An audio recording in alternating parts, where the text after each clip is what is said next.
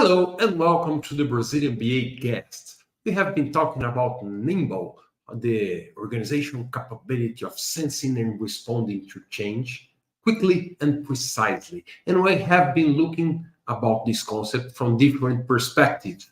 And I have different guests here every week. And today I have the pleasure of having with me Mr. Nigel Thurlow from the United States. Thank you for coming, Nigel. Thank you very much, Fabricio. So, you sound from the United States. People will guess the accent's probably not American. So, I'm an import from the UK. I'm English, British, whatever they want, whatever label they want to put. But it's great to be here, and it's great to be chatting to you again since we first met in Lisbon. It's a pleasure to have you here, wherever you could be. And I know you have been to the South America as well, and we are probably learning a lot from you. Yeah, I've been very, very lucky and fortunate to come to Brazil twice to Sao Paulo. I did spend a week relaxing a little bit in Rio as well. An absolutely phenomenal country, phenomenal people. Every time I come, I have such a fantastic time. And I just sort of shout out to the Lean Institute in Brazil because they've been the reason I've been able to come to Brazil in the past. So my grateful thanks for them for making that possible. Let's keep them busy bringing you along, because hey, I'm good. If they want me back, I'm game. Now, you know that every time I have a question for my guests, and the question for you today is, why do agile transformations fail in making organizations nimble? And I probably should start by making a differentiation between what I am calling agile and nimble. So when I'm using the source of this study from IIBA, the International Institute of Business Analysis. They created this research called Being Nimble, and they defined nimble as the scalable capability for organizations to sense and respond to change quickly and precisely. If we compare agile and nimble, we are talking agile as usually people say in organizations, agile as way of working. Do you do agile? Do you use backlogs? Do you use Scrum Masters? Do you use, I don't know, whatever method or framework you're using to work in an agile way? Versus, are you nimble as a capability? And so can you sense and respond to change quickly and precisely? And those are two different concepts. And my question for you, let me bring it again. Why do agile transformations fail in making organizations nimble? It's interesting you refer to this word nimble because nimble is a synonym for agile. So agile and nimble actually mean the same thing. I understand the context in which you've described it and the differentiation. And I was actually writing it down on a Post-it note on my desk as I'm sitting here having this conversation with you, because you sort of talked about sense and respond to change as being nimble.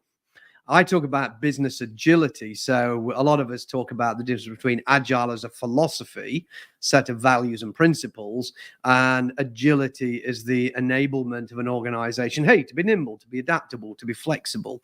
The other word that we often use is resilient. So you've got these words robust and resilient. Robust is something that's very rigid and very resistant to change and resistant to impact until it breaks. And when it does, it breaks catastrophically and causes a huge issue. My friend Dave Snowden will often describe sea defenses, sea walls, as being robust. They play their role very, very well, defend their position, but when they break, the flooding, the disaster is catastrophic. Where when a system is resilient, a company and organization being resilient, it means that it can respond very rapidly to changes in the environment. So we often talk about weak signal detection and sense making. So when we're talking about sensing, responding to change, that's sense making. We're making sense of the world around us, the environment. We're detecting the signals that are coming in, what we often call weak signals that we don't often see without looking more intently. And then we're responding to those changes and deciding how to act. And that's being resilient. So this word resilient also means agile, also means nimble. So these are different words that describe, I think, the context of what you're talking about. But why does this fail? Well, just to add, I like this distinction, independent of the word that we're using, that Sure. There's something that's how we do the work we do. And the other thing is like you said, a philosophy or something that we are trying to reach. We can call that adaptability, or we can call that agility, or we can call that nimbleness. And maybe if we go very deeply, may have some difference between those words and those ideas. But bringing you back my question, why did or why do agile transformations fail in making organizations to reach this way that they would like to be, these capabilities that they would like to have?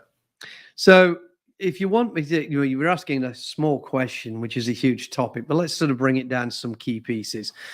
For me, it's behaviors and attitudes, predominantly by people in power, leaders, managers, directors, vice presidents, whatever words we use. And those behaviors, those attitudes govern their decision making. Their decisions are influenced by their incentives, by how are they paid, rewarded, incentivized to make the decisions they're making. Because that then affects our ability as an organization to eliminate the barriers between silos, to stop working vertically and work more horizontally, which gets us into organizational design, designing for value, designing for the flow of value, designing to be nimble, resilient, agile, being able to pivot, to change direction quickly when the environmental signals come in, whether it's the stock market, whether it's our competitors, whether it's a geopolitical issue, whether it's weather and climate change that's affecting our businesses. How quickly can we change and adapt to those circumstances? Because your definition of nimble, sense and respond to change rapidly, one would hope.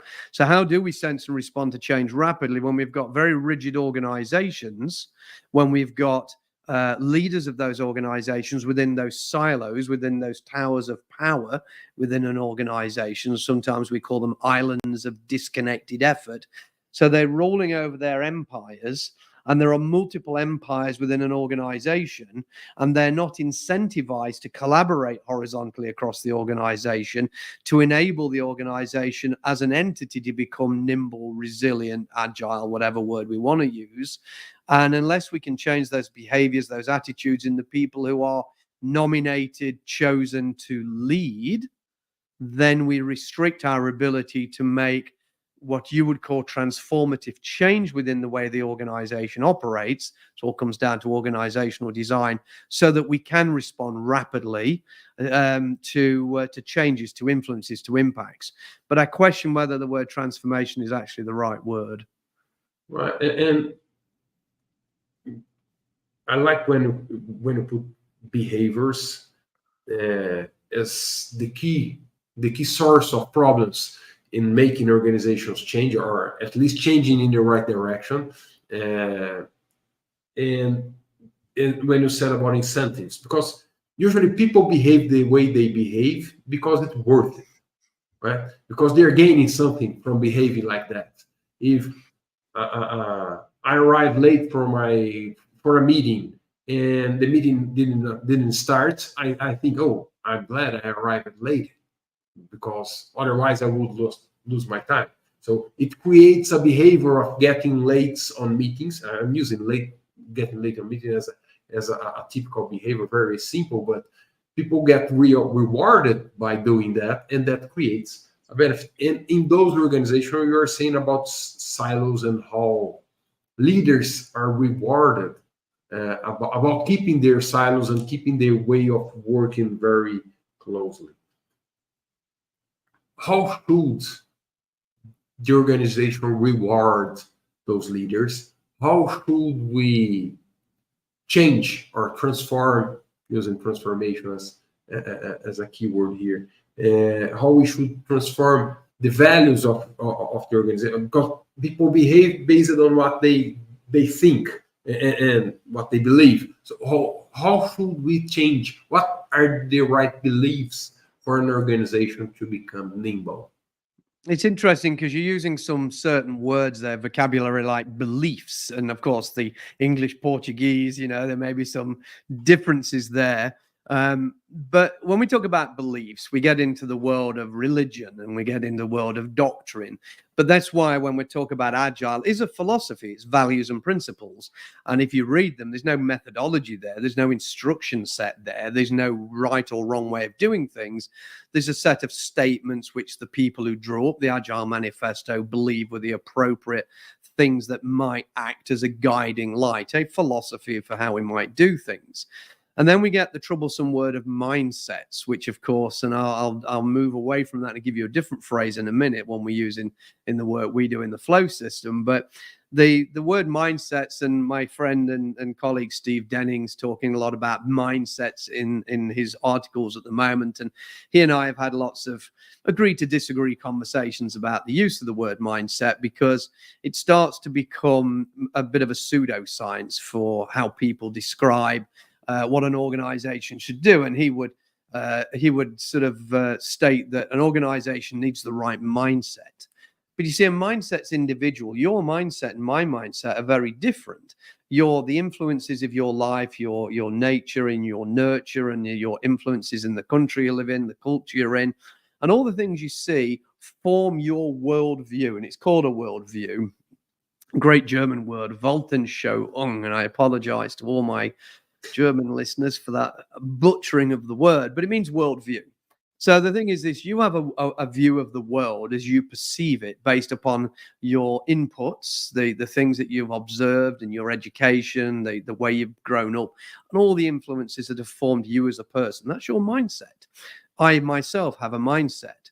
But when we get into this organizational mindset nonsense, we're getting into this concept of shared mindsets. Well, we may have a shared belief in something. We may believe in God. So we have a shared belief in a religion or a doctrine, but we're not really turning organizations into churches, although there is a really good book about how to start a religion. I recommend everybody Googles and buys and reads, because it'll give you some fascinating background into agile and things of that nature. Nothing to do with agile, but it will give you the sort of metaphors there, the similes.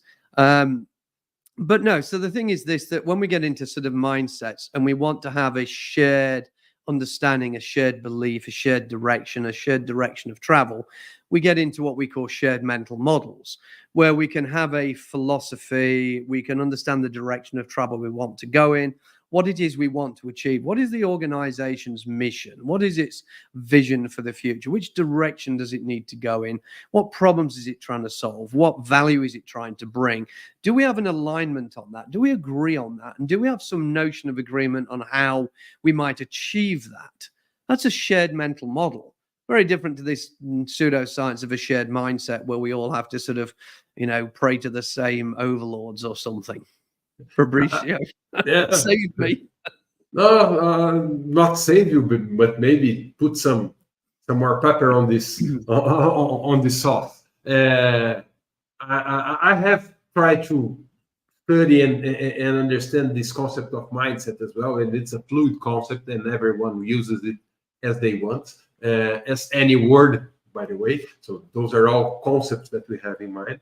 But this sharing mindset that you mentioned, I understand that as the shared beliefs, shared ideas, or even shared mental models. But those shared mental models create some default behaviors. So you can see those behaviors in a company. Different from like having a strategy. It's not a specific strategy. It's not their processes. It's not on the tangible stuff on the organization, but something that you can see, like people are sad in the organization, the way they act, they celebrate stuff. Those behaviors that happens naturally, you can see in some organizations when they have, I call a shared mindset, as the same as a culture.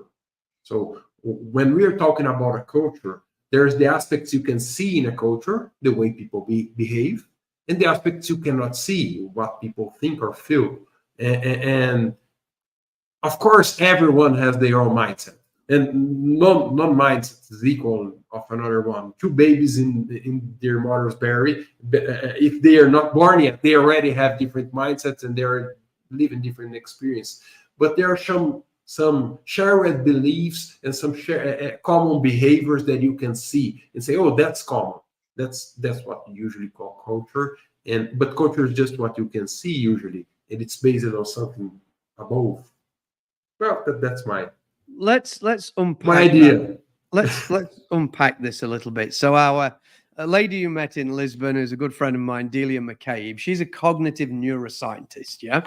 So if you speak to her about a mindset, she'll give you synaptic discussions and neuron descriptions and things of that nature that tell you why a shared mindset is actually technically impossible. I mean, physiologically and medically impossible. Now, there's lots of definitions of mindset, and you can go on Wikipedia and look at a whole bunch of them. But the idea of us having a shared belief, great, fantastic. So let's just say as an organization, we've got some philosophy. What's the meaning, the purpose of the organization? Now, Drucker said it was to create a customer.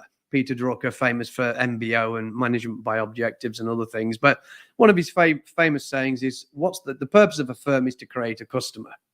So, okay, so the first philosophy of the firm is to create a customer, some demand for the products and services you want to provide to the customer, who will be the consumer and the ultimate arbitrator and judge of whether or not you're meeting a need effectively. So, okay, we've got this to create a customer. That's a bit loose at the moment. We've created a customer, but what are we trying to do? Are we trying to improve their lives? Are we trying to improve the world? Are we trying to improve, I don't know, a certain demographic, a certain service, a certain type of capability? And that gives us our reason, our mission, our reason to exist. This is all part of goal setting theory.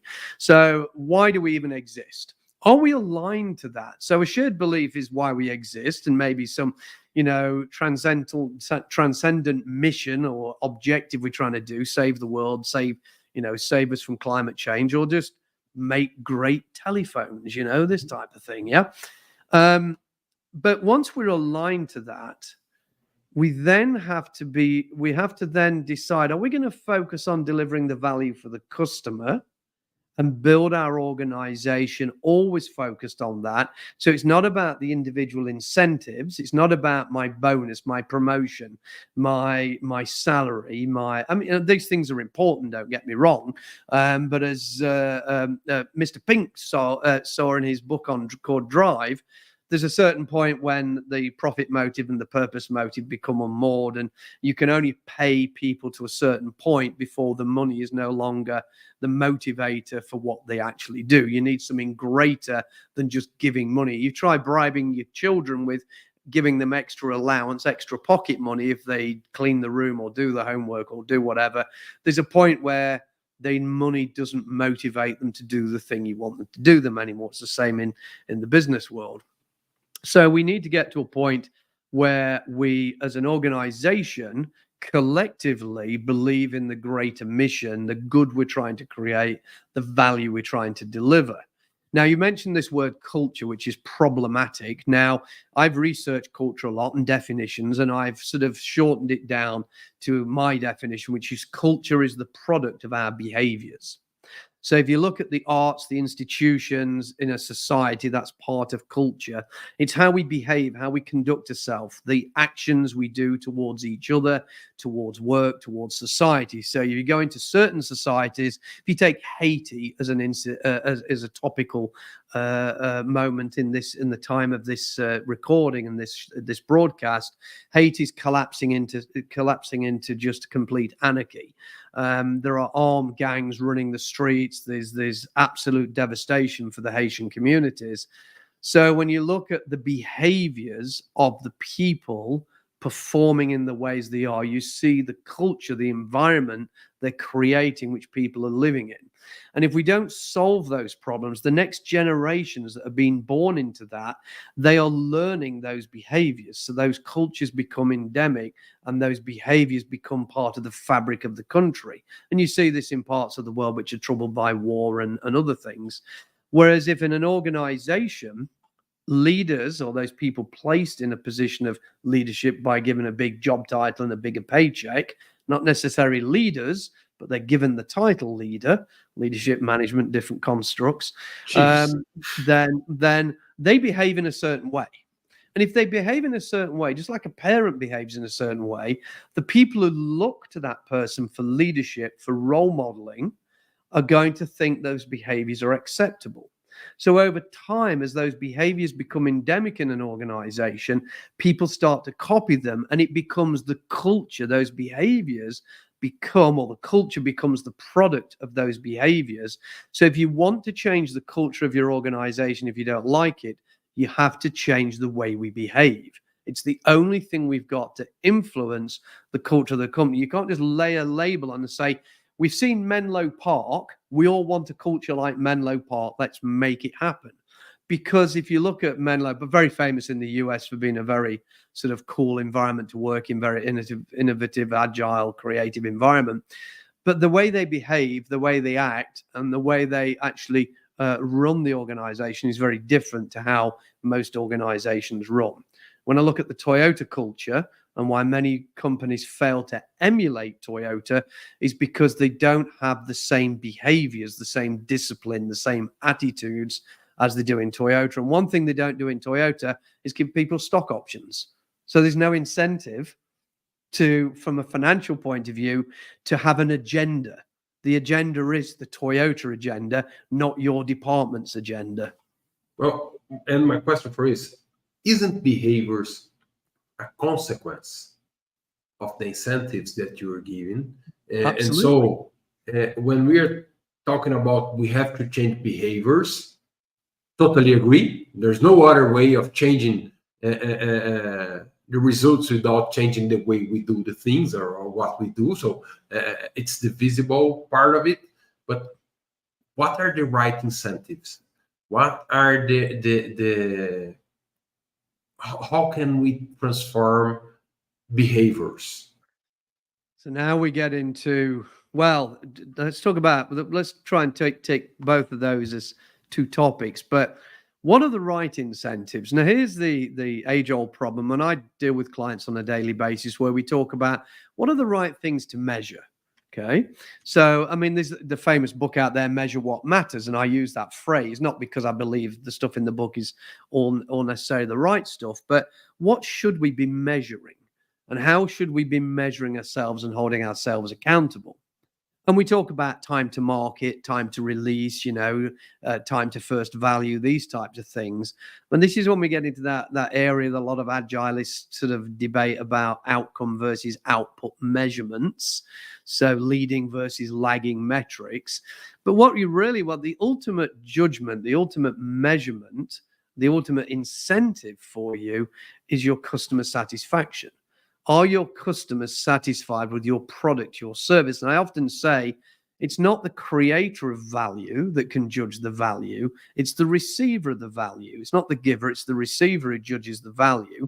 And hey, you're a business analyst, so you spend a lot of time teaching people and training people how to analyze customer needs. Yeah, whether they're internal or external customers is moot in this discussion. But the reality of it is, how do we incentivize the leaders to deliver the right value? Quality is usually a judge of value to the customer, so that they buy more of our products, they adopt more of our services, called convergent.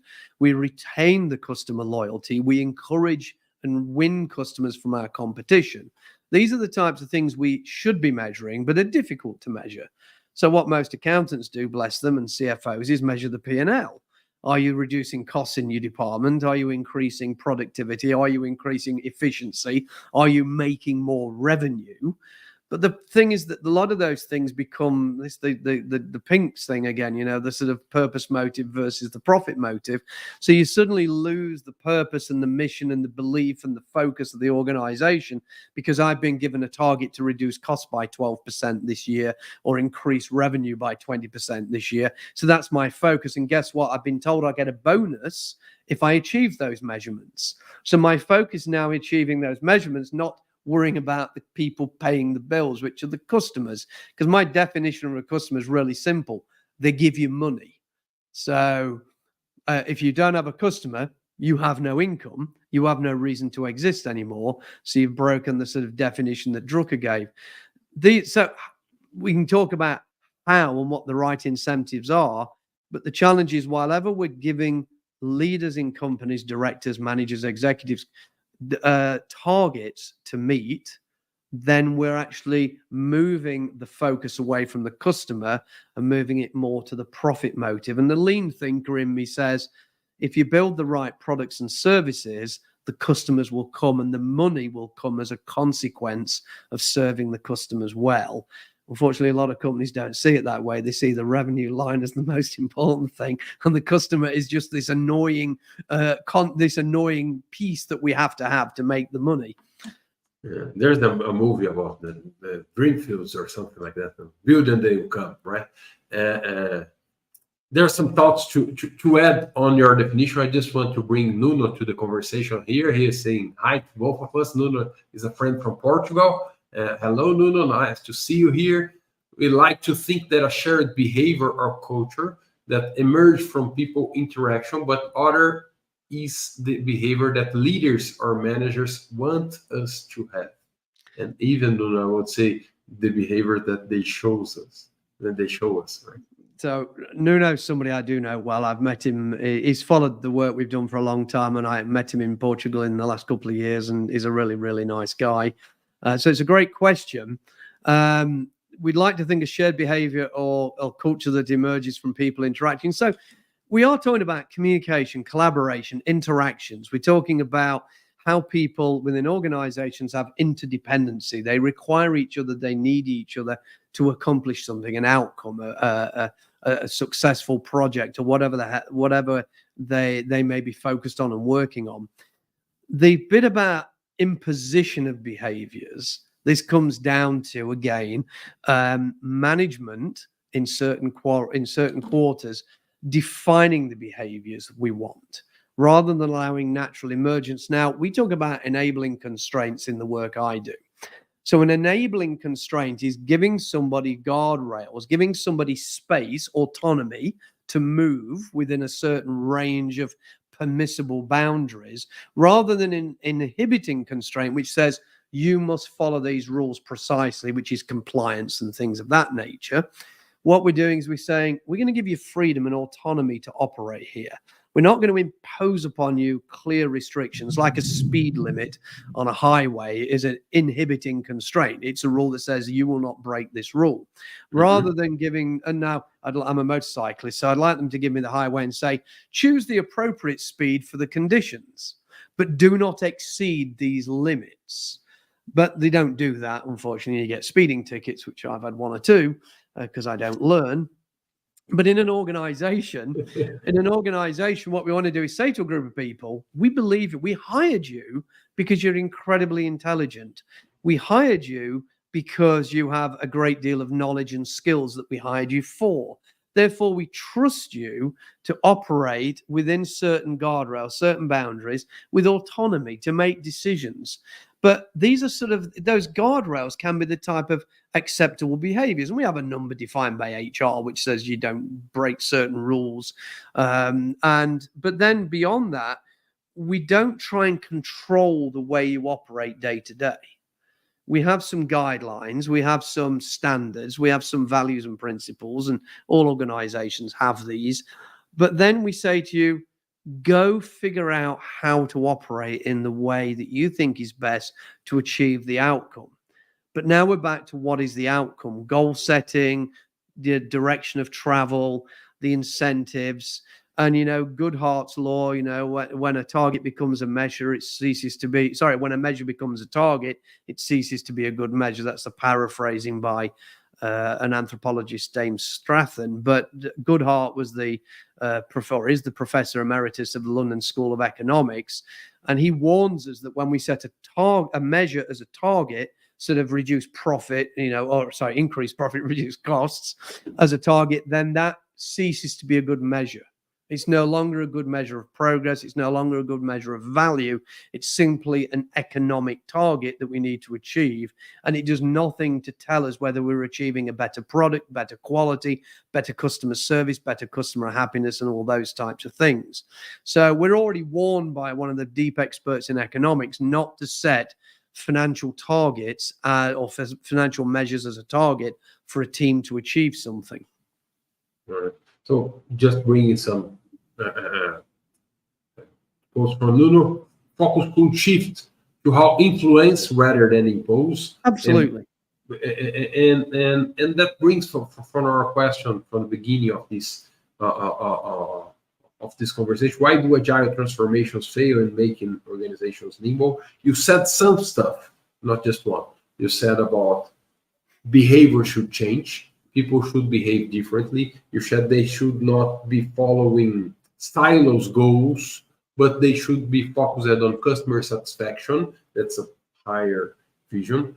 Probably there is some kind of detailing or breaking down customer satisfaction in small indicators that we could follow and try to align those things, but this all should be aligned. And another stuff that you bring right now is not defining how people behave, but putting some boundaries and give them freedom on how they behave. Do you think some agile transformations are super prescribing the behavior or how people should act instead of letting space for good behaviors to emerge or good process methodology to emerge? So you mean things like large frameworks that prescribe exactly how we're supposed to do things? At the end of the day, I mean, Nuno was just making a thing about influence. He made a comment about influencing versus telling, and that's part of good leadership characteristics. There's a lot of debate about management and leadership, and organizations need both. You need supervision, of course we do. So there is a role for management and managerial type roles. But leadership is a sort of set of characteristics that emerge over time. And even the most junior hire, the brand new person into an organization, can have leadership characteristics by inspiring and guiding and mentoring, various different words we could use there. So when we talk about leadership creating the right environment, then, and you get into terminology like psychological safety and other things that we talk about in the work we do. But leaders create an environment. Leaders create an environment that's safe. They invite participation, as Amy Edmondson would call it. They invite critical feedback. They invite contribution. They invite that without fear of recrimination. That's where we're getting into psychological safety. So they're setting the conditions for the right behaviors to emerge. So if you want to get into the disruptive innovation space, the stuff talked about by Clay Christensen over the years, the Teslas of this world, you want to be Tesla. Whether the products are good, bad, or otherwise doesn't really matter. He disrupted an entire market space as a new entrant into the space, and he did it very successfully. So if you want to be the Tesla in your organization, you need to create the environment for innovation, for creativity, for safe to fail experiments, to allow people to challenge things, to say, no, this is not the right direction, to raise their hands and to protest occasionally. These are the things, these are what, when I talk about behaviors and attitudes, this is what I'm talking about, to allow this to emerge. And that doesn't mean the lunatics are running the asylum. This is why we have the enabling constraints. We have our, our code of conducts in organizations which say these things are acceptable, these things are not. They're still enabling constraints. Even Scrum, the 2-week sprint, which most people do, or the sprint, which is 30 days or less, is an enabling constraint. We want to produce some value, and we've given you a constraint, but then we've given you the freedom within those boundaries to operate to try and achieve this value. So we need to create organizations where we empower the people. This is distributed leadership, this thing behind me here, distributed leadership. I don't know if my image is reversed. It's maybe those settings in StreamYard. So if it's reversed just for you. I can see it well. It's good for everybody else. Fantastic. Because I thought it was me. So this is really my left hand, by the way, folks. Yeah. Anyway, so the thing is, when we talk about distributed leadership, we talk about creating the right conditions, the right environment. We talk about empowerment. We talk about moving the decision-making to the people who are nearer the information. If you read Dave Marquette's work on Turn the Ship Around, we talk about the power distance index and moving the authority to where the information is.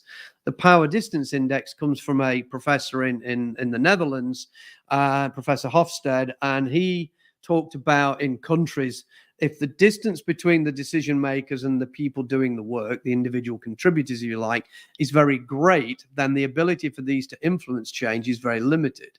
So we need to close the power distance index. And in organizations, that's what we're trying to do through empowering people who are closer to the work to make more decisions. That's basically the concept of this. And we have to trust them. And if you don't trust your people, I say this all the time, you've got a different problem. You need to go figure out why you don't trust them and fix that first.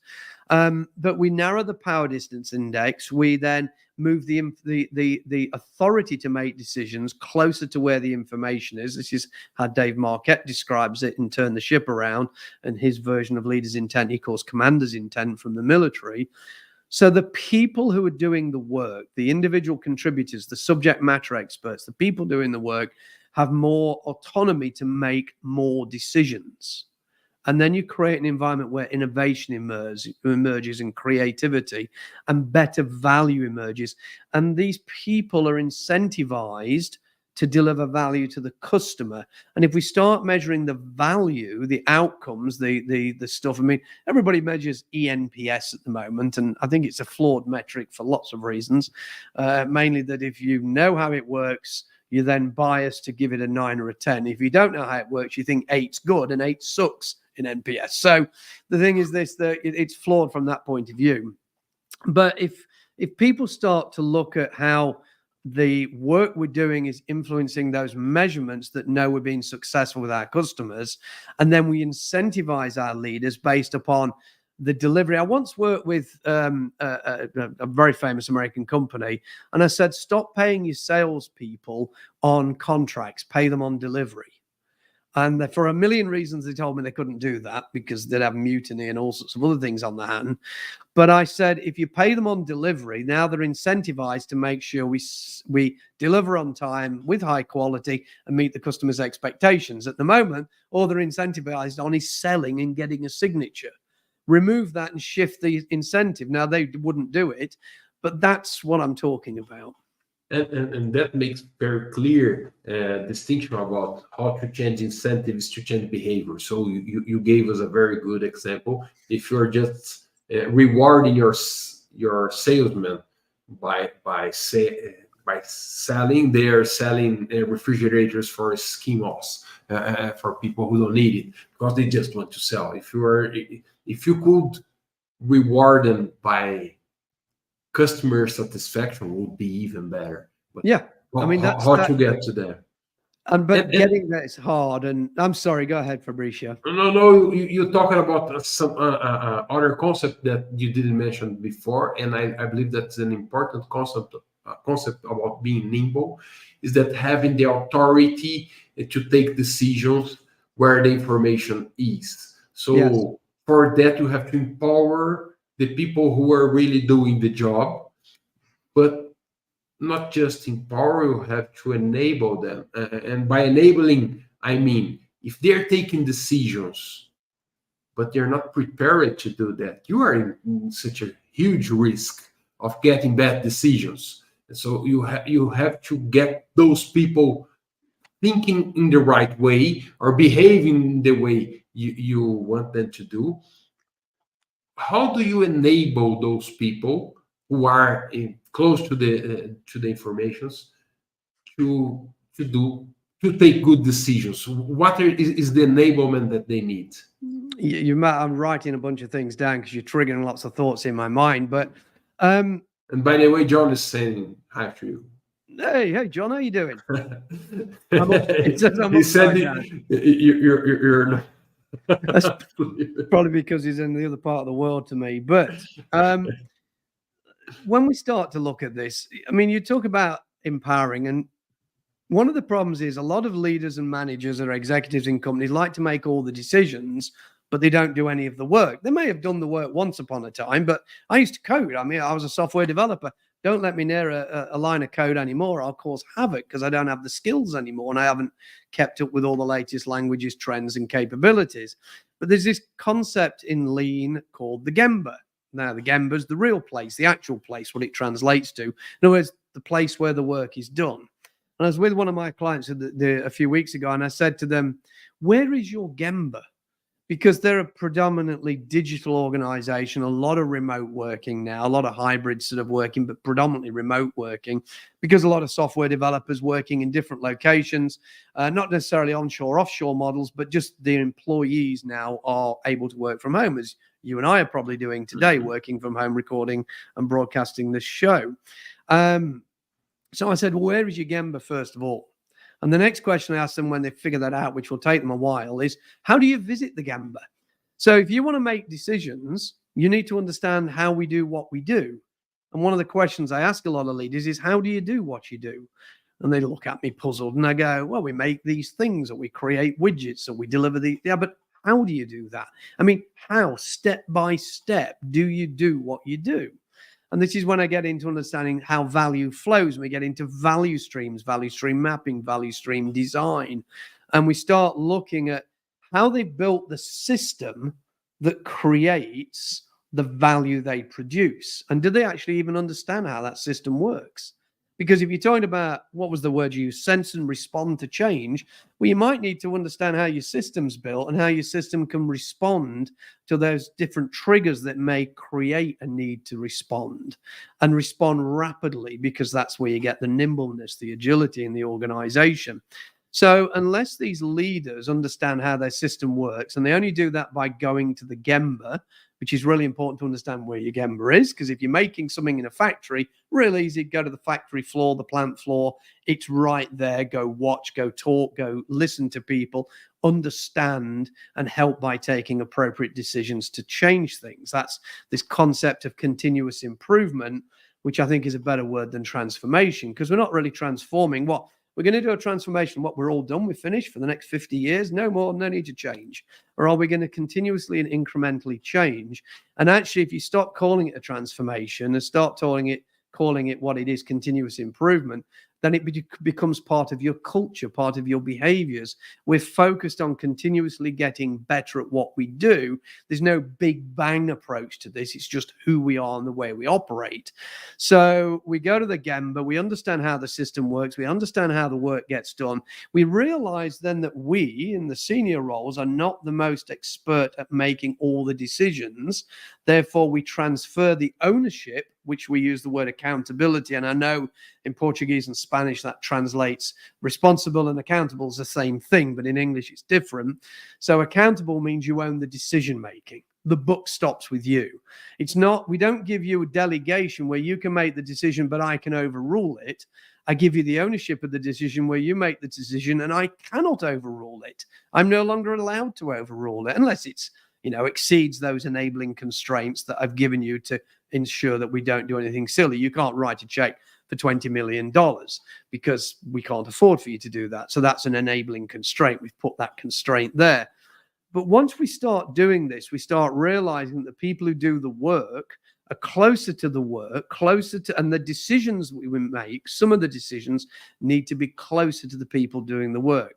Overall strategy and mission and vision of the company and some of the sales and marketing activities, yes, they're at a meta level, but they're still informed by the people who are doing the work, and people who make iPhones use iPhones. So therefore we should be talking to the people who develop them as well as the people who just use them, because that informs our strategy, our direction, and the focus of the organization.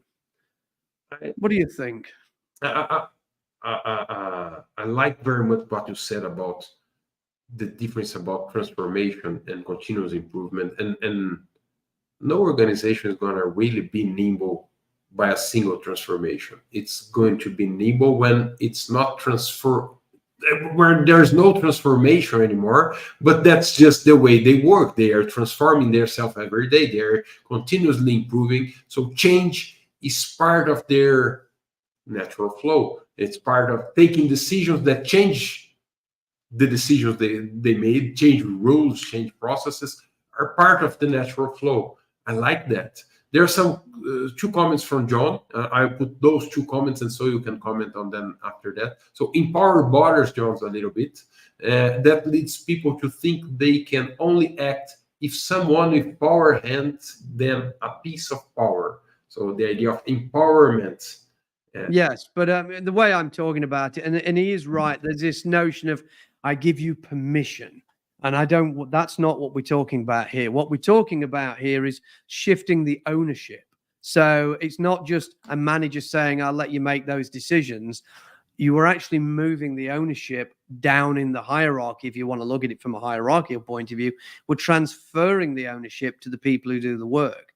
It's not me as a boss saying, I give you permission, or I give you my decision making, but I'm still watching. I empower you. And if you do make a mistake, this is where the psychological safety comes in. If you do change the way the ownership of decisions is distributed within the organization, so we're enabling leadership at different levels of the organization, we have to do it in a way that if something goes wrong, they make a mistake, even if it costs the company money, they're not humiliated, penalized, and in any way sort of held out as an example. Because what's the first thing you do when somebody makes a mistake? You've cost us a fortune, we fire you. Now, everybody else in the company is now in a culture of fear for years to come. And if you take Boeing as an example, I hate to rail on these companies, but Boeing, when people die in airplanes, it's a bit of a thing, especially when I fly, as you do, around the world on long-haul aircraft a lot of the time. I'm sorry, Greta, we have to do these things occasionally. But the reality of it is when people in companies like Boeing are now being published as saying they were scared to call out the issues they were detecting with quality and manufacturing process because they would be reprimanded or punished or worse if they did. And so quality improved because nobody reported the defects. And that happens in other countries. That's failure demand. Failure demand is something similar, it's something different. But what happens is, when we ship all these defects, we create artificial demand because we've created demand to fix them. That's failure demand. But by suppressing the people who do the work to prevent these defects, by making it difficult for them to actually draw attention to them, you've removed the psychological safety, you've created fear within the organization. And as a consequence of that, your numbers look good because your defects are going down because nobody's reporting them. They're still there. They're just not telling you about them. And then you start to push things off the line faster. So your incentives, your bonuses for production, for quality, for efficiency, well, not quality, but for efficiency, are improving. But now we've created an environment which is dangerous for the customer, dangerous for the employees, and hell, in a US point of view, dangerous for the country because Boeing is such a huge part of the US economy. So these simple things lead to really bad unintended consequences. At the worst case, planes crash. In best case, anything avoiding people losing their lives is the best case. But then we end up with companies losing huge amounts of money, losing great talent as they leave to go work for other employees because they don't like the culture, the conditions that are being created. So all this comes back to, what is our mission? What are our our philosophies? And then what are our behaviors to live up to those philosophies, to live up to that mission? And how do we then create the environments? And how do we create the distributed leadership throughout the organization and the safety for people to operate with some autonomy, the innovation, that creativity, because they believe in what we're trying to do. Most people who work at Boeing, for instance, have a belief in creating fantastic aircraft to give people fantastic, safe air travel, smoothly, quietly, to enjoy vacations, business, whatever the reason for flying is. Most people believe in that. They don't go to work to build a crappy product, and they don't go to work purposely to jeopardize the product. Most people have the wish to go to work, enjoy the environment in which they make a living, to pay bills, and to build a fantastic product. So we need to create an environment that allows that to happen. And we need to look at incentivizing the organization for building those great products to serve great customers. And we need to incentivize people to be able to do that. And if we move away from this word transformation, we just talk about evolution. So we're constantly evolving our organization, constantly evolving our working practices. As we evolve our products and services, it just becomes natural. Toyota never does transformation. It just continuously improves as we move from better ways of making products, better ways of managing projects, better ways of doing whatever it is we do. We evolve over time. And TPS and the Toyota way, well, TPS has been around since the 50s and is constantly evolving. The ways of working are constantly improving, and Toyota start to adopt new ways of working, new ideas. But it's just a continuous improvement. It's not some big bang thing where today we're doing TPS, tomorrow we're doing something new. We're just continuously improving the way the organization operates. José, I agree. Being nimble or agile requires constant partial attention, in my opinion. I agree, John. Yeah. So there's a point here that's not very clear for me, and I would like you to help me to understand that, because maybe there are some roles in this structure. You said, I want people from who are close to the information to take decisions, and that makes my organization more nimble. I believe so, because this is fast. It don't have to go to the C level to take a decision, so they can take decisions. Probably those decisions have some boundaries, and those boundaries are important. Enabling constraints, as you said. But there is also the need of an understanding of the whole, the holistic view. As you said about trying to design or just to map the flow, the value flow, how hard it is. John brings these comments so many times when we have done a value stream mapping workshop. People are learning how some things work for the first time, despite having worked together for years. That's so true in my experience as well, and you are not saying the same for you. And people who are close to the information, people who are doing the job in big organizations, especially in big organizations, they have a very limited view of the flow because they're just looking for their perspective. And sometimes they may think that they are doing the right thing when they're doing the wrong thing, because they don't have this holistic view. How can we solve this? So, well, solve it. There's always a thing. There's no solving here. We're looking at where's an opportunity for improvement, where's a gap in something we do, discrepancy from standard, or words like that. So the Japanese and Toyota use a technique called Hoshin Kanri, policy control, which is their way they do strategic planning.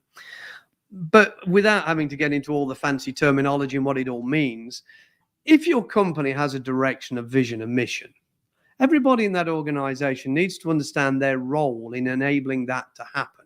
Now, the Hoshin approach within Toyota and other organizations that use it help us to take this strategic decision, this strategic vision, and break it down across the country, divisions, operating units, departments, all the way down to me.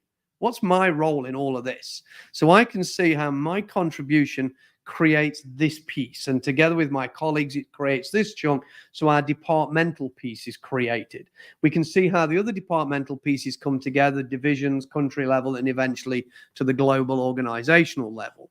This is really connecting with what matters and really understanding the customer, the products, the services. Now, it's famously told in Toyota, and it's correct, if you go to work for any of the manufacturing companies, you go on the production line, I think it's either for 3 or 6 months, I forget, I've been left for a few years now, but you have to go and spend time on the production line and build cars. Everybody who works for the manufacturing companies do this, unless there's some dispensation because of inability to work in those production facilities.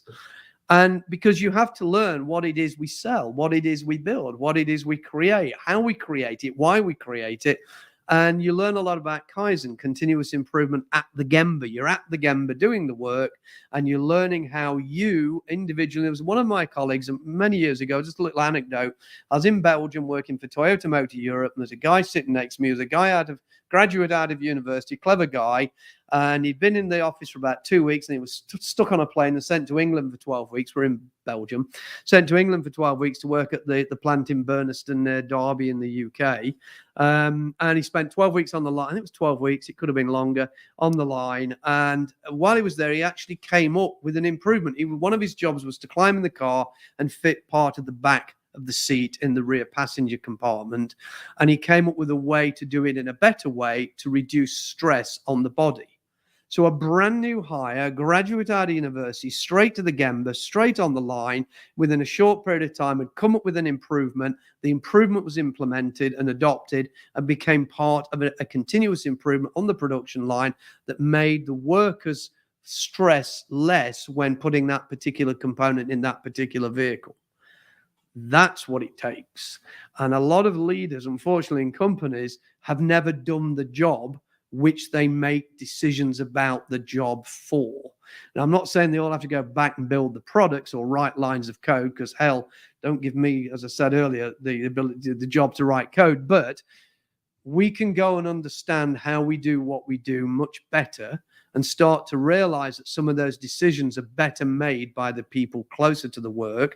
But for them to make those decisions, the people who are making the decisions about the long-term vision, direction of the company need to be finding a way to inform everybody throughout the organization why they matter.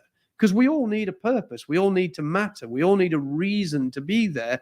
Because you said in one of your earlier comments, lots of people in organizations look like death, or looks like they're waiting for death. They're miserable. They turn up. They only go because it's a job and they need the paycheck. But wouldn't it be nice if they really believed in why they were turning up at the office, be it on a webcam or physically in person? And wouldn't it be nice if they saw the value of the piece of work they did in the end when it's delivered to the customer? They could connect the two together. Some people I work with but wrote the software for all the new infotainment in the Toyota vehicles, you know, your Apple CarPlay and Android Auto integration and all the functions that are shipping in Toyota cars. And so they physically see the work that they did. They know they wrote code that makes some of that work.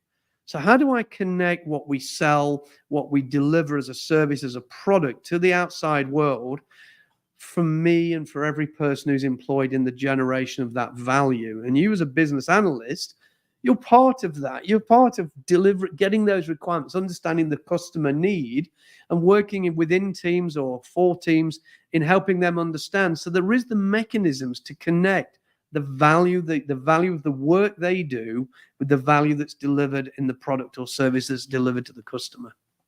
Perfect.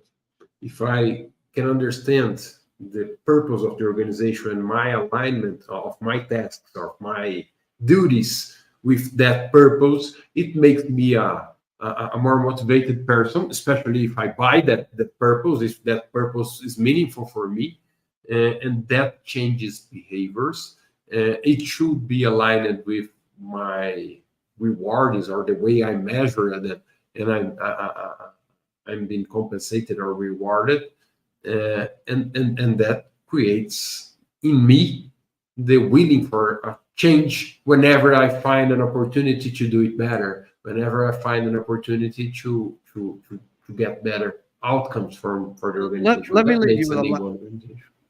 leave you with a last thought on that, because if you do that, then the management don't need to manage so much. Because if everybody's motivated, everybody's inspired, everybody wants to be part of this company and deliver great things, they need less supervision.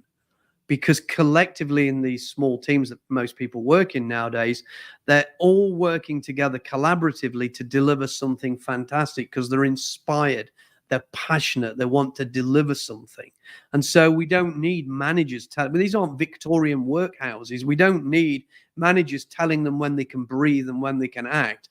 We just need an environment that nurtures their skills and their ability, and we need to give them the reason to exist. That, you know, the Japanese talk about the word ikigai, your reason for being. You know, it's misused a little bit in the West, but if we could just give people a purpose, a clear purpose and a passion and an inspiration to go to work, to do the work, then they are much more likely to need less supervision, because we know they're all motivated and passionate and collaborating with their colleagues to deliver something that's high quality, high value at a reasonable time to market. Whereas if you're all pissed off and unhappy and just turning up because you need a job, you hate the company, but you need the paycheck, you're less likely to care about the outcome, to care about the work. And then we get into these sort of skewed incentives of managers: reduce costs, reduce this, put profit up. And if we do things right And the value stream mapping comment that was made earlier, value stream mapping and value stream design, which is what we're really looking for, to design a simple system. That's the purpose of value stream mapping.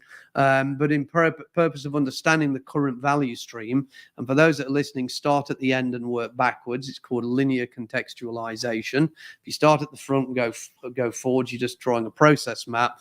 You need a value stream the other way. Value stream starts from the end and goes to the beginning, and you map all the information flows as you go. So how communication and information flows, not just how the materials or product work flows.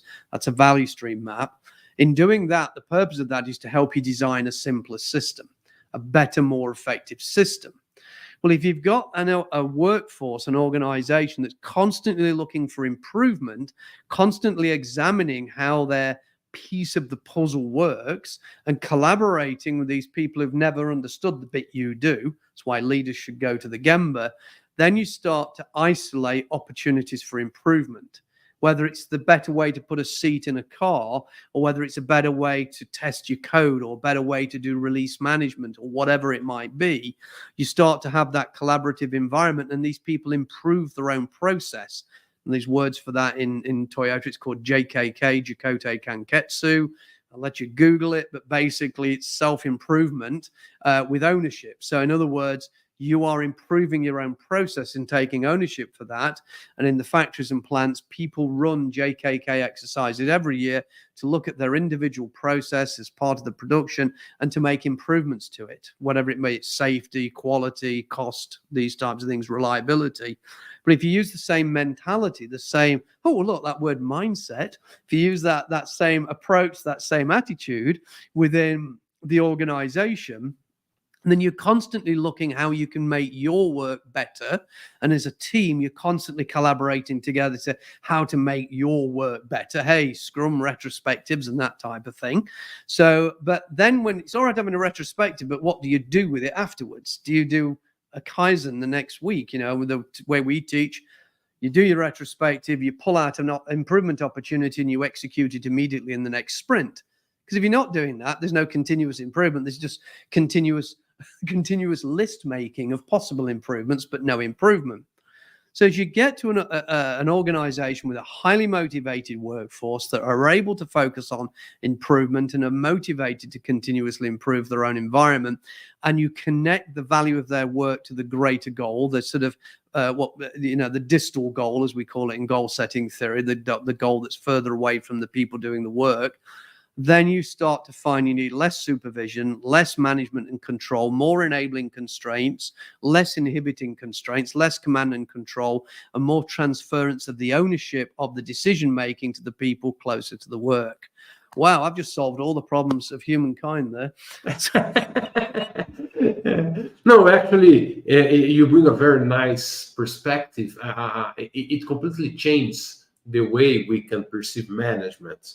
Because instead of thinking about management like someone very badly hitting my backs to do my work, I started thinking about how can I measure my work better, what indicators I could use to try to get better outcomes. I start to manage myself like someone who are going to the gym to get and is measuring their weight because he wants to be stronger or better or healthier. So sure. I want to measure my indicators. So I want to manage by data myself. It's not part of being investigated or demanded. No. I have a purpose. How can I get better in my purpose? That's a very nice perspective. It's important to mention we're not preaching holacracy here. We're not preaching the lunatics running the asylum, everybody with a free-for-all here. In Toyota, there's rules, there's supervisors, there's line managers, there's all the usual structures. But the way it's used and implemented is very, very different. In the sort of sensei model, the on-the-job development, OJD is how we term that. There's a whole different way that works. So autonomy and freedom to make decisions and to act exist. And therefore, we still have supervisors and managers because we need people with more experience, more knowledge. But these people have all done the job. So typically, a supervisor of people on the line will have been a line worker. A manager of a supervisor will have been a supervisor and previously a line worker. So there's a very different environment within Toyota. So we're not preaching a free-for-all, but what we are saying is that we need to do many of the things we discussed to enable an organization to be more flexible, more adaptable, more agile, more nimble. Thank you very much, Nigel. I think we can end with this final quote. It was a very beautiful way of seeing a nimble organization, and I would like to welcome whenever you want to come again. It's going to be a pleasure to have you here, Nigel. Thank you very much. Thank you. Thank you very much. So I think also the people who joined us on the chat, we didn't have time to answer all the questions, but they're going to be online. Nigel, if you can check later, there are some questions there for you. Sure, I'll do that. Guys from the web, see you next week.